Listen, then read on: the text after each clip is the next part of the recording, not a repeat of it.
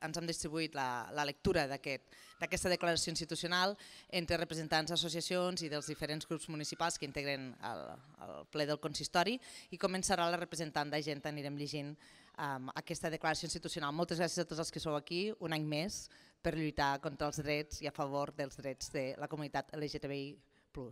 Ens dona la paraula a la Marta.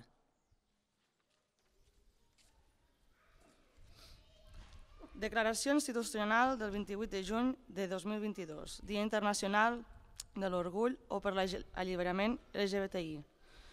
El dret a caminar pel carrer sense por, sense rebre insults ni patir agressions per ser qui som o per anar agafats a la mà de la nostra parella. El dret que el nostre lloc de treball sigui un espai segur, sense que la nostra orientació sexual sigui motiu de discriminació. El dret a expressar-nos i mostrar-nos tal com som en l'àmbit familiar, educatiu o en els espais d'oci. El dret a reconeixement de la nostra identitat de gènere i de la diversitat familiar per part de les administracions. Tots aquests drets no són drets que hagin vingut donats per a totes les persones. Els col·lectius LGBTI han hagut de lluitar durant dècades per aconseguir-los, tant al nostre país com arreu del món, i encara avui no estan plenament garantits. Les mobilitzacions socials en defensa dels drets de les persones LGTBI+, iniciades en els fets de Stonewall l'any 1969 a Nova York i a la dècada dels 70 a casa nostra, han contribuït a tenir un país més just, mitjançant la conscienciació social i l'impuls d'un marc normatiu de protecció de drets humans. La Llei 11/2014 del 10 d'octubre per a garantir els drets de lesbianes, gais, bisexuals, transgèneres i intersexuals, per a erradicar l'homofòbia, la bifòbia i la transfòbia. Va ser un punt d'inflexió per a elaborar polítiques públiques LGBTI a Catalunya, al mateix temps que ha permès atendre i acompanyar les persones que han vist vulnerats els seus drets a través del desplegament arreu del territori de la xarxa de serveis d'atenció integral LGBTI.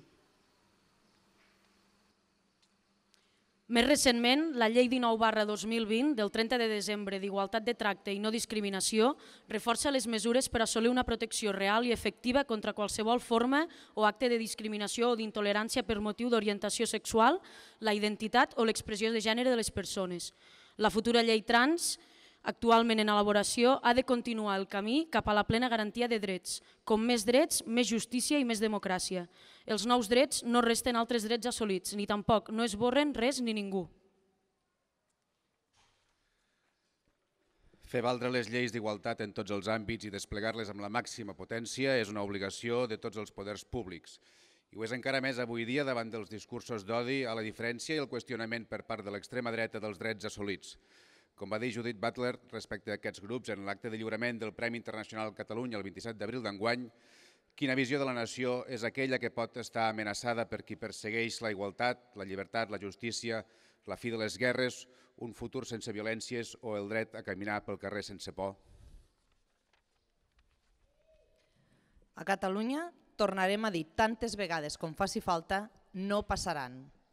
Més que mai, les entitats i els poders públics del país defensarem el dret de les persones a viure en llibertat i treballarem per accelerar un canvi social que només serà possible si les polítiques públiques feministes són transinclusives, si les polítiques LGBTI+ són feministes i si totes aquestes polítiques són també antiracistes i tenen en compte l'edat o la discapacitat. Els drets de les persones LGBTI+ són part de la lluita compartida per la defensa del dret de totes les persones a ser i a viure lliures de discriminacions i de violències. Ja siguem persones cis, trans o no binàries, i sigui quina sigui la nostra orientació sexual. Aquesta lluita ens ha d'interpel·lar sempre, perquè els drets s'exerceixen i es garanteixen de manera col·lectiva. Gràcies.